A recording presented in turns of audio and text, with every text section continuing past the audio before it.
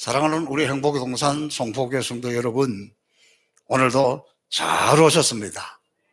오늘도 하나님의 힘, 하나님의 능력, 하나님의 역사, 하나님 우리를 만지고 하나님은 우리를 치료하여 주셔서 또 한 주간도 힘있게 승리할 수 있기를 주님의 이름으로 축복합니다. 저는 매일 걷습니다. 근데 제가 걷는 길이 너무너무 이 가을이 되니까 아름다워요. 교회 뒤에 가면 색강이 있는데 여기를 이제 제가 쭉 이렇게 걸어 갔다 왔다 이렇게 합니다. 그 길을 걸으면서 제가 찬양을 많이 하고 또 설교 준비도 하고 그렇게 합니다. 그러면서. 근데 요즘 이렇게 길을 걷다 보면 너무너무 예뻐요. 추수가 끝난 그 들판, 또 강물 속에 막 오리떼들이 이렇게 막 모여 있어요. 들판을 가득 채운 철새들. 어떤 데 보면요, 논 한 면 전체에 아주 뭐 수천 마리의 새들이 뭐 오리인지 새인지 그냥 쫙 깔려있는 모습이 아주 너무너무 멋있습니다. 또 들판에 가득 채운 억새풀들, 갈대들을 바라보면 황홀한 가을 들판입니다. 이 로맨틱한 길을 걸으면서 정말 멋진 찬양이 나오고 10월에 아름다운 노래가 나와야 되는데 노래 대신 탄식의 기도가 나옵니다. 그것은 우리 나라를 생각할 때에 그렇게 지금 마음이 아픕니다. 오늘 장로님 기도하실 때도 그렇게 기도했지만 저는 이러다가 우리나라가 어떻게 될까? 지금 여러분 세계 경제가 전반적으로 이렇게 내리막길을 걸어가고 있는데 그중에서 우리나라는 급격하게 이 지수들을 보면, 수치를 보면 더 급격하게 이렇게 내려가고 있는 거예요. 추락하고 있습니다. 이 북한의 김정은이는 그야말로 이 젊은 친구가 아주 광기를 가지고 저렇게 망나니처럼 하고 있는데 정말 안타깝습니다. 남쪽에서 손을 내밀면, 우리 대통령이 쫙 손을 내밀면 이걸 받아야지. 그 어린 놈이 막 그냥 얼마나 막 무시를 하고 함부로 말하고 그냥 막 저도 그거 보면 막 열이 나요. 이게 얼마나 야멸차게 오히려 또 막 도발을 해버리고. 그래서 아주 못된 짓만 골라서 하는데 그럼에도 우리는 뭐 우리 정부는 말도 못하고 너무 안타깝습니다. 지난 주말에 보니까 광화문, 서초동, 여의도에서 서로 막 너무 국론이 분열되어서 극단적인 모습을 보이고 있잖아요. 저도 젊은 시절에 민주화 운동을 하면서 막 군중 속에 들어가서 데모도 하고 그렇게 해봤어요. 그러나 이렇게 국민들이 쫙 양쪽으로 나누어져서 이렇게 극단적으로 싸우고 나라가 쪼개지는 것은 저로서는 처음이에요. 물론 해방 이후에 좌우가 나누어서 그렇게 싸웠다고는 합니다. 그러나 이런 모습을 보면서 우리는 외면하면 안 돼요. 무관심하면 안 돼요.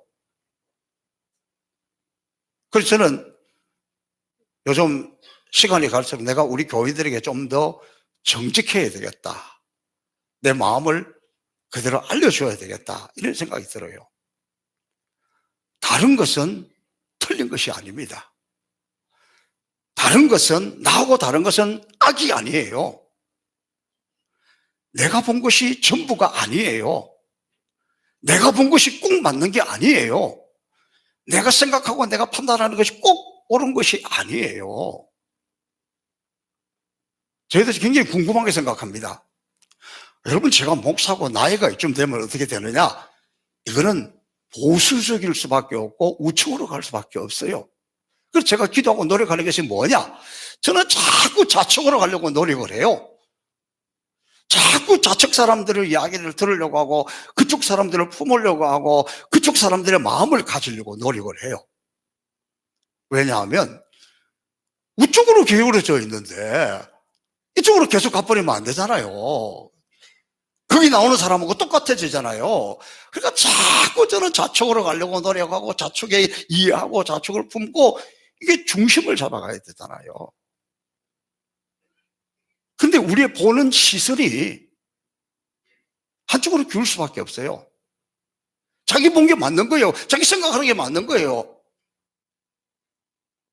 맞아요. 그렇지만 다른 쪽에 보고 있는 게 꼭 틀린 게 아니라니까 다르다는 거예요. 여러분, 제가 언제 일상생활 속에서 우리 읽는 거 너무 많아요. 오늘 축구 시합이 있는데 축구장에서 축구를 하면 이쪽 쿼터 4명씩 4명씩 합니다. 심판도 헷갈린 데가 있는데 경기를 하다 보면 이쪽에서 공격을 딱 했는데 그 라인에서 애매하게 맞을 때가 있어요. 약간 넘어갈 때가 있어요. 그럼 어떻게 되는 줄 아세요? 이쪽에 있는 사람은 모두가 세이브 그래요. 이쪽에 있는 사람은 모두가 아웃 그래요. 그러면은 어느 쪽이 맞아요? 그리고는 이렇게 생각해요. 한쪽에서 큰 소리 내는 사람은 저 인간은 꼭 우긴다고. 우기는 게 아니에요. 자기 본대로 이야기하는 거예요. 이쪽 각도에서 보면 아웃이고 여기서 보면 세이브야.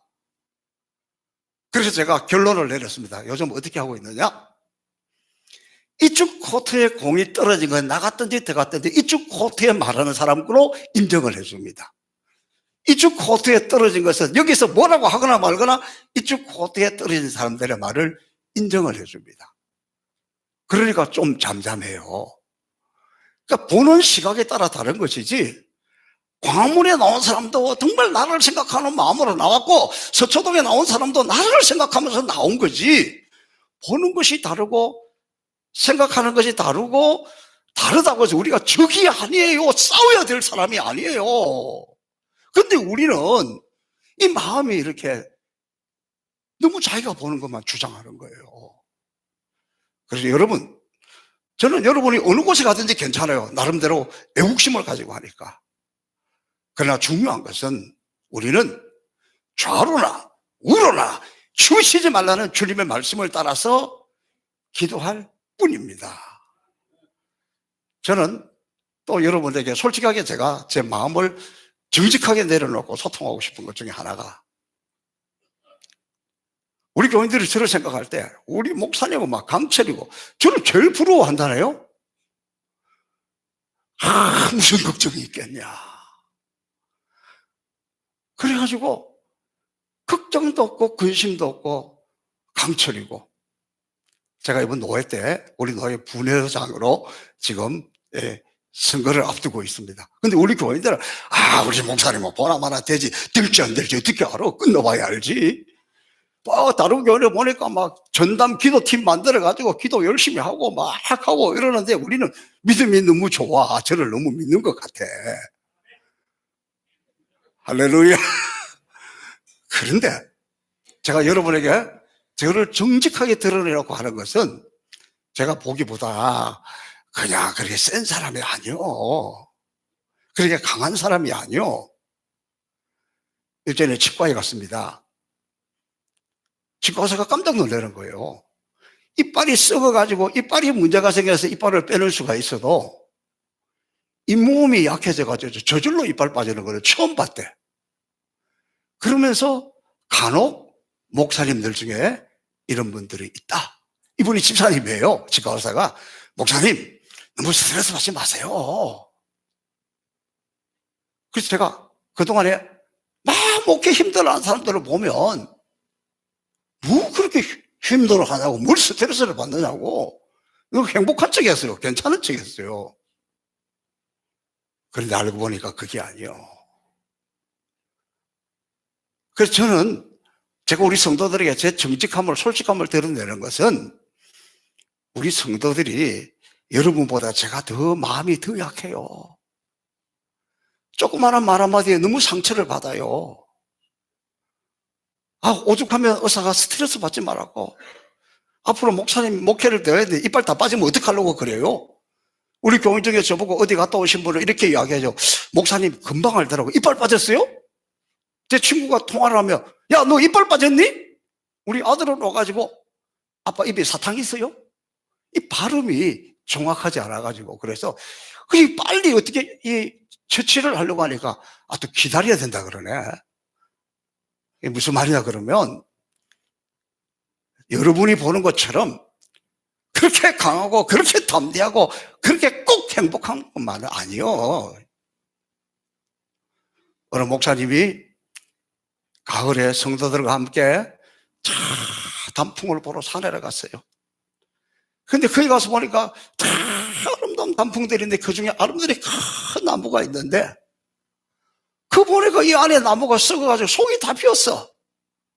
그러니까 그 목사님이 그 나무를 붙들고 나무야 나무야 너 목회하냐? 이 나무들 가운데 목회하냐? 목회하는 것도 아닌데 왜 이렇게 속이 다 썩어서 그 나무를 붙들고 울고 왔다는 거예요.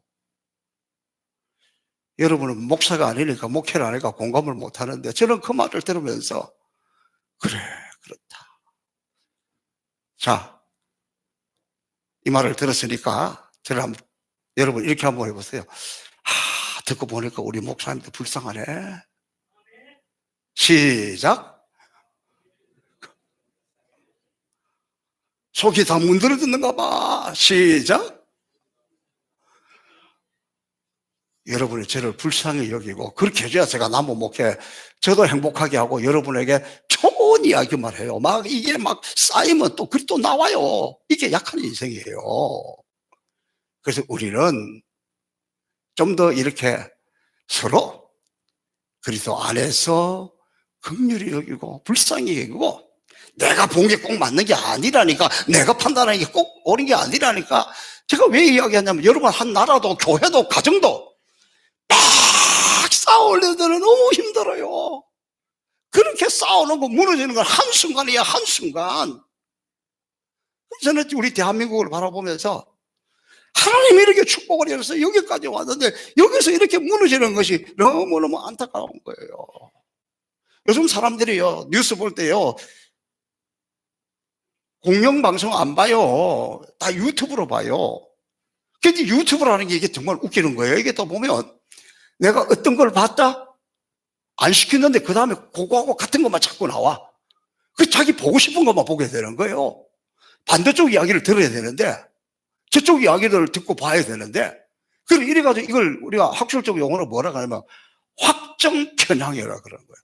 자꾸 이쪽으로 가고 자꾸 이쪽으로만 가서 이렇게 돼서, 여러분 우리가 적이 아니에요. 우리가 하나가 돼야 돼요. 뭉쳐가지고 나라를 살려야 돼요. 격려를 일으켜야 돼요. 서로 격려해줘야 돼요. 서로 불쌍히 여겨줘야 돼요. 그래서 여러분 이때 우리는 정말 하나님 앞에 더 간절하게 기도할 수 있기를 바랍니다. 때때로 우리가 그리스도인인데 믿음의 사람인데 이게 살다가 보면 이걸 잊어버리고 살 때가 많아요.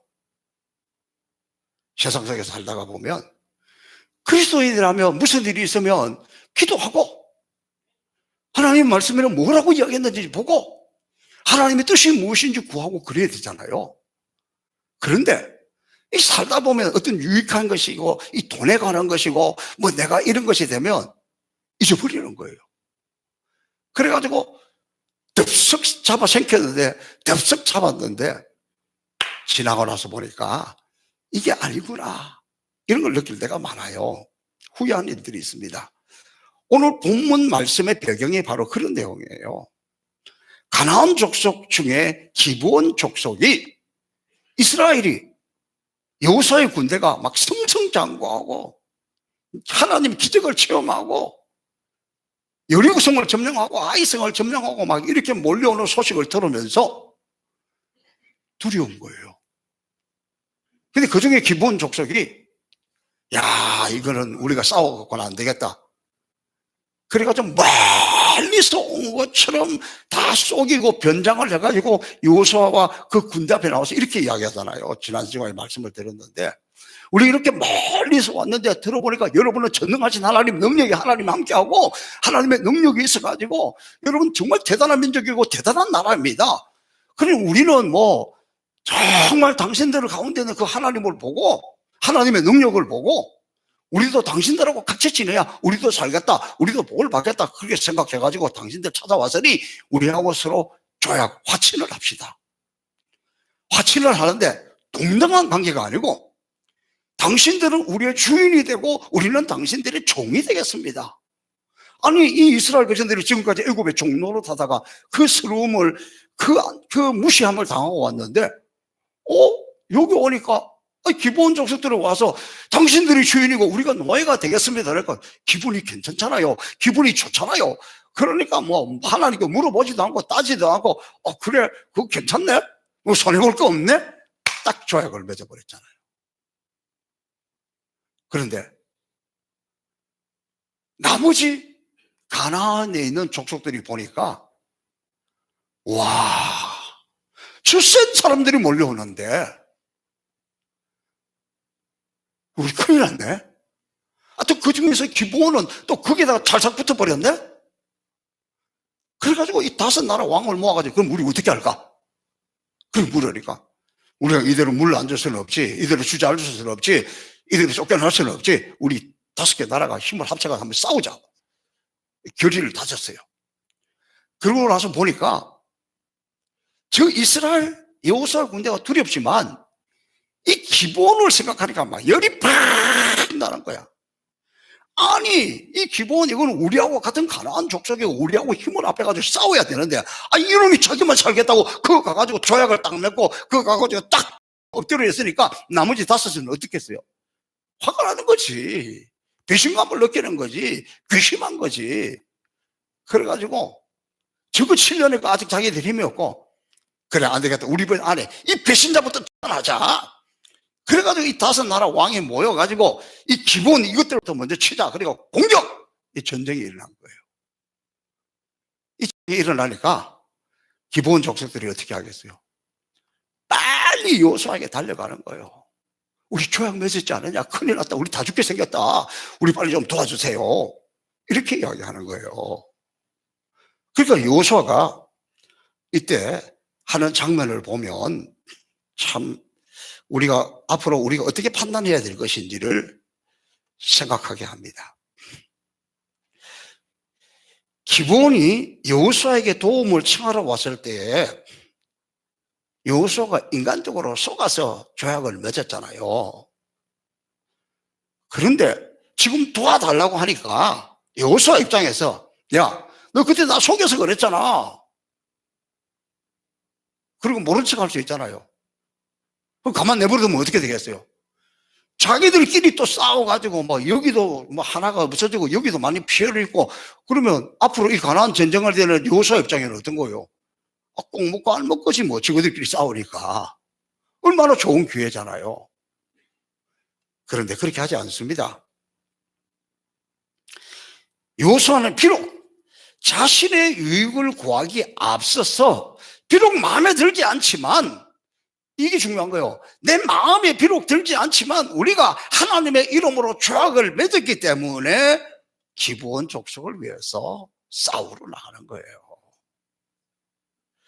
오늘 성경에 보면 이렇습니다. 여호수아가 모든 용사와 더불어 길갈에서 올라가니라. 때에 여호와께서 여호수아에게 이르시되 그들을 두려워하지 말라. 내가 그들을 너희 손에 넘겨주었으니 그들의 한 사람도 너를 당할 자 없으리라. 지금 이스라엘 백성들은 분명히 하나님의 뜻과 상관없이 기브온과 화친을 맺었습니다. 분명히 잘못된 화친이었습니다. 언뜻 생각하면 그들과 약조를 지킬 필요가 없는 것으로 보입니다.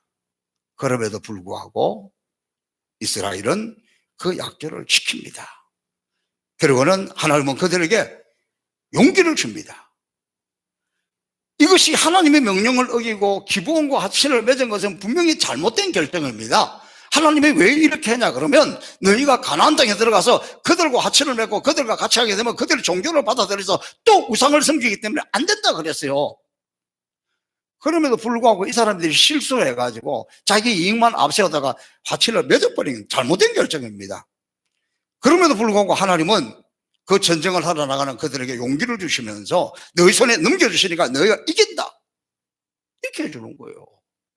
좀 의아하지만 우리는 여기서 깨달을 수 있는 게 있습니다. 그것은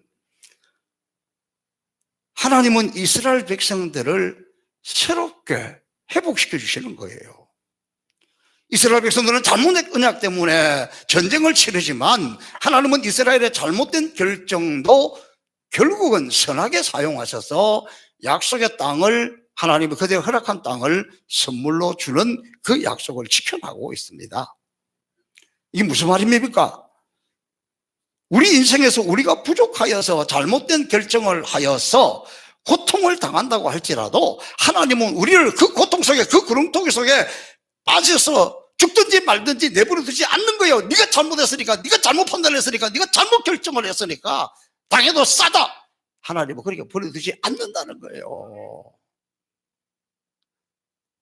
하나님은 우리가 한번 기회를 줬는데 실수하면 그것을 끝내버리는 잔혹한 하나님이 아니라 우리에게 또 새로운 기회를 주고, 부족함에도 병들었음에도 약함에도 불구하고 다시 하나님 앞으로 나오면, 그래도 다시 하나님의 뜻을 구하면 하나님은 합력해서 선을 이루게 하는 것입니다.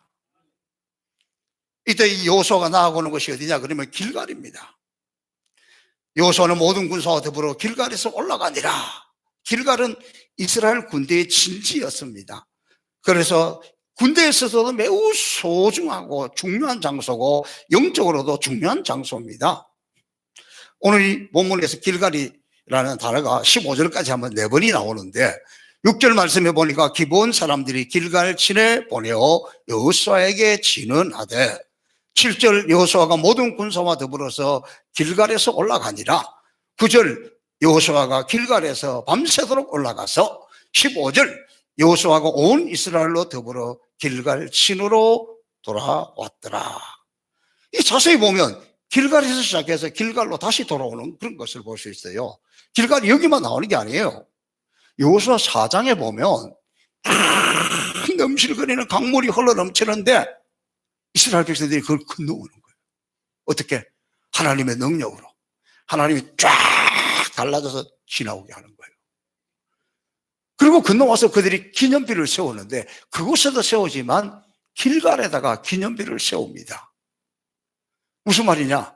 이스라엘 백성들이 모든 이 영적으로 그렇고 군사적으로 이 중요한 곳에 기념비를 딱 세워놓고 오고 오는 사람들이, 그것을 보는 사람들이, 아, 우리가 요단을 건너온 것은 하나님의 능력이구나, 하나님이 도와주셨구나, 하나님이 함께 하셨구나, 그걸 보여주는 거예요. 그뿐만이 아니에요. 여호수아 5장에도 보면 이스라엘 백성들이 그 여리고 앞에 있는 넓은 이 길갈이라는 벌판에서 할례를 받습니다. 제가 한번 설교를 했잖아요. 그러면 그 할례를 받고는 아무것도 하지 못하고 꼼짝없이 거기 들어 누워 있어야 돼요. 하나님만 바라봐야 돼요. 이 할례라는 것은 우리가 하나님의 자녀라는 걸 확실하게 확인하는 시간이고, 하나님만 바라보게 하는 깊은 영적인 사건입니다. 자, 그때 이 여호수아 5장에서 할례를 베풀고 난 다음에 그 길갈이라는 지명 이름을 설명을 하고 있어요. 길갈이라는 뜻이 무슨 뜻이냐? 애굽에서 온 모든 수치가 다 굴러갔다, 모든 부끄러움이 굴러갔다, 모든 질병이 굴러갔다, 다 떠나갔다는 겁니다. 오늘 이 길갈, 이것을 보면서 우리는, 오늘 우리가 영적으로 메마르고 이 각박한 세상 속에 살아가면 우리도, 우리 행복의 동산 성포교회도, 우리 교회 성도들도 이런 육신적인 휴식과 영적인 아주 이 충전을 필요할, 하나님을 정말 만나는 것이 필요한, 하나님의 능력을 받는 것이 필요한, 하나님의 감정이 필요한 장소가 필요합니다. 그게 길갈이라는 거예요. 여러분, 그래서 오늘도 말씀 대축제 하면서 우리 교회에 와서 영적 충전을 하고, 족구대회 하면서 육적인 충전도 하고 그러는 거예요. 제 인생에 가장 감격적인 예배를 드렸을 때가 언제냐 그러면 군대 갔을 때예요. 군대 가니까 뭐 옛날 제가 그때 군대 갈 때는 박정희 정권 때니까 군대도 엉망진창이고 얼마나 막 그 힘들었는지 몰라요. 얼마나 빡시게 뺑뺑이 돌렸는지 몰라. 월요일 날인가 입대를 했는데 한 주간 동안 막 정신없이 뒹굴고 힘들고 막 고통 속에 지내다가 주일날 교회를 가는데, 교회 갈 사람, 절에 갈 사람, 성당 갈 사람 이렇게 잘 나누어서 가는데 교회가 보이는데 눈물이 나는 거예요. 막 교회 들어가는데 막 눈물이 나는 거예요. 막 가서 찬송을 부르는데 막 주 안에 있는 나에게 당근심이 있으랴 막 그 찬송에 막 눈물이 그렇게 쏟아질 수가 없어. 그리고 그때 그 군목이 막 한 20대 같아. 막 아주 젊은 뭘 제대로 알고 했겠어요. 그런데 막 그 말씀을 듣는데 막 그렇게 눈물이 나고 막 회개가 나오고 예배가 끝나고 나오는데 예배가 왜 이렇게 빨리 끝났지? 드리고 싶은 거야. 왜냐 그러면 이 세상 속에서 아무것도 모르고 지내다가 그 가서 빡시게 구르고 얻어맞고 욕먹고 나 군대에 그렇게 욕을 많이 한 줄 몰랐어요. 얼마나 처음부터까지 다 욕이야, 다 욕.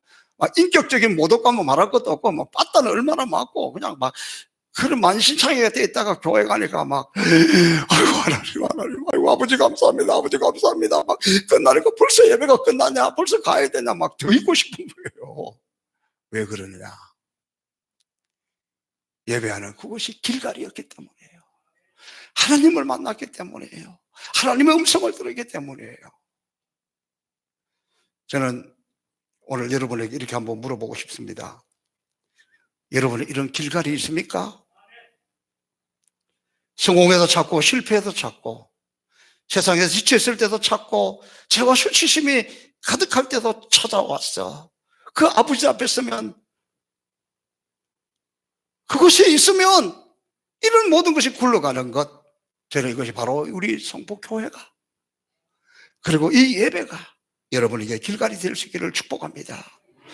여기서 하나님을 만나고 예배하는 이곳이 길갈이 될 때 하나님의 놀라운 축복이 일어나고 치유가 일어나고 능력이 나타나고 우리 인생의 새 역사가 나타나게 될 줄로 믿습니다. 하나님께서 솔로몬이 7년에 걸쳐서 성전을 건축한 후에 하나님 앞에 성전을 건축할 때 하나님이 약속을 하는 거예요. 무슨 약속을 하냐? 첫 번째, 이 성전에는 항상 내 이름이 있다. 다시 말하면 하나님이 여기 있다는 거죠. 그 다음에 하나님 백성들이 이 성전에 와서 부르짖으면 너희가 환난을 당하거나 역경을 당하거나 기근을 당하거나 전쟁을 당하거나 질병이 왔거나 전염병이 들거나 어떤 상황이라 할지라도 이 전에 와서 엎드려 기도하며 내가 듣고 응답해 주겠다, 내가 해결해 주겠다, 그렇게 약속을 했다니까요. 저는 이 솔로몬 성전뿐만이 아니라 오늘 바로 우리 교회를 향해 주시는 하나님의 그 약속은 동일하다고 믿습니다. 어려움 당하고 힘든 일이 가고 쪼들린다고 해서 사람들한테 전화해봐야 안 받아봐야 외면해요.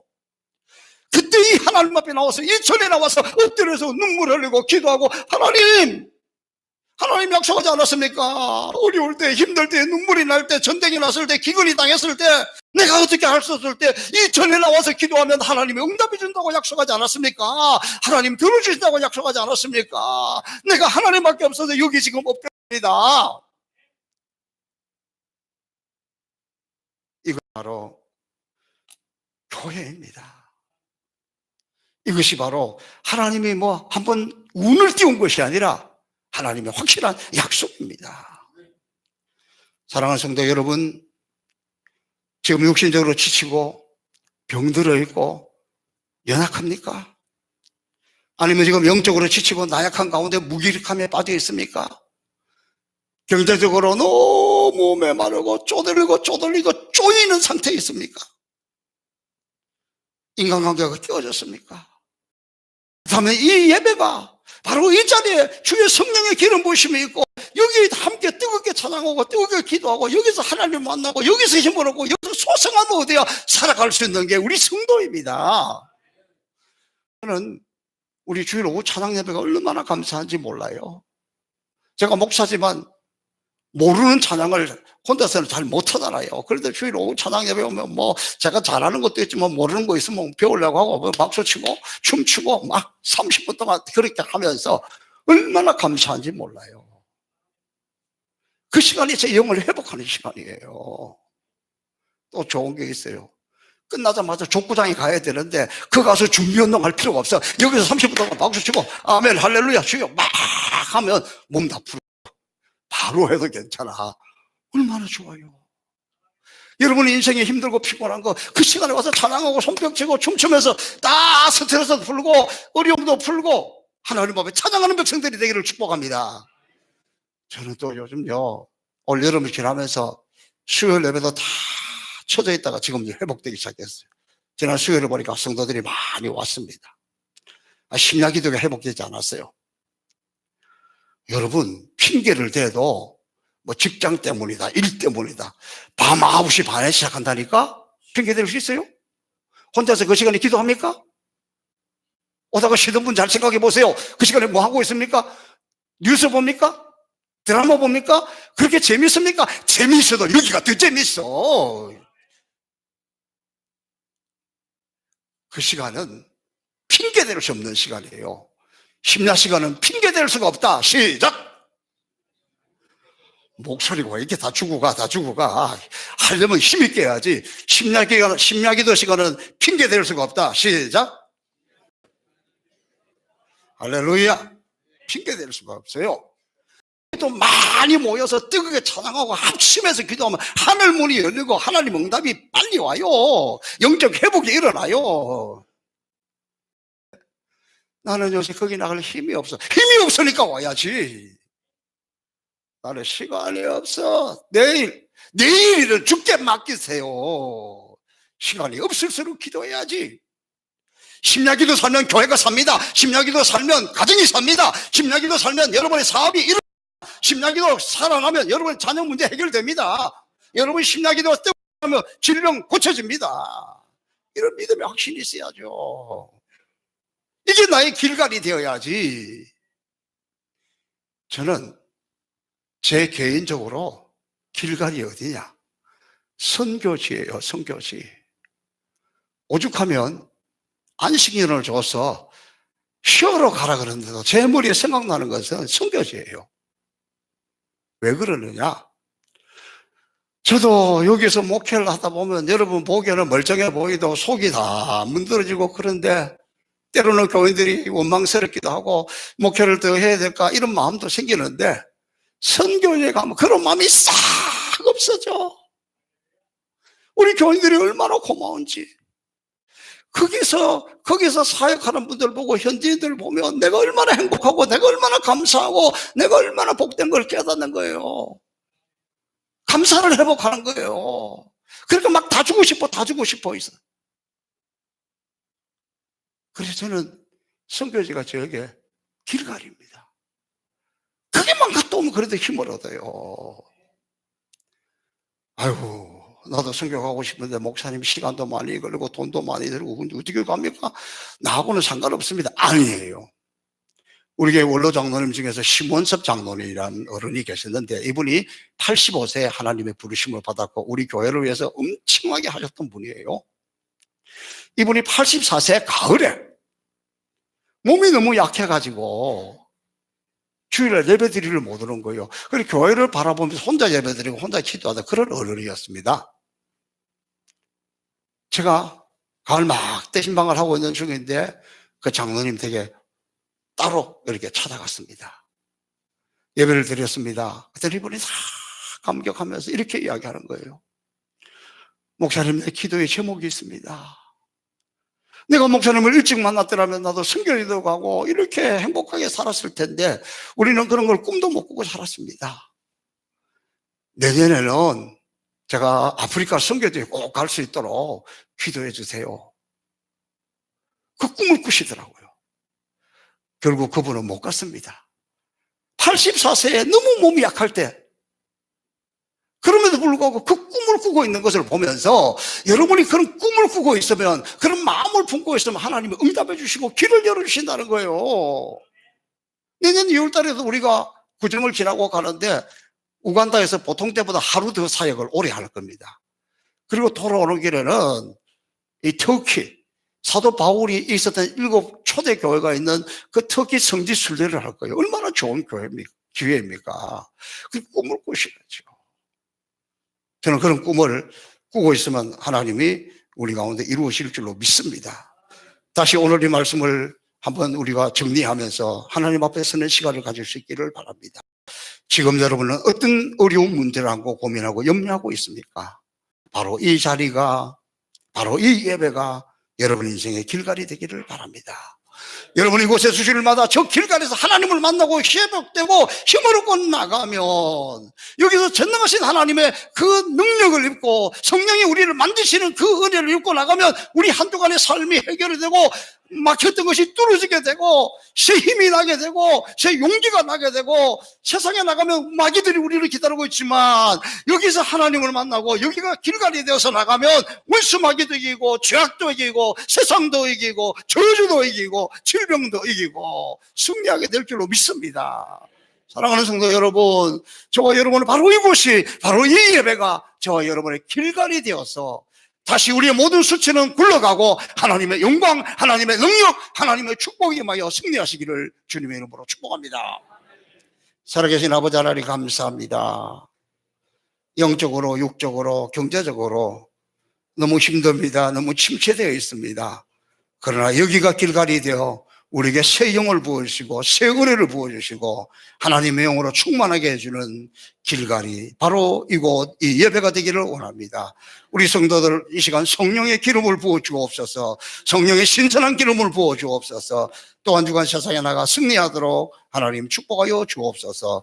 감사하며 예수님 이름으로 축복하며 기도하옵나이다. 아멘.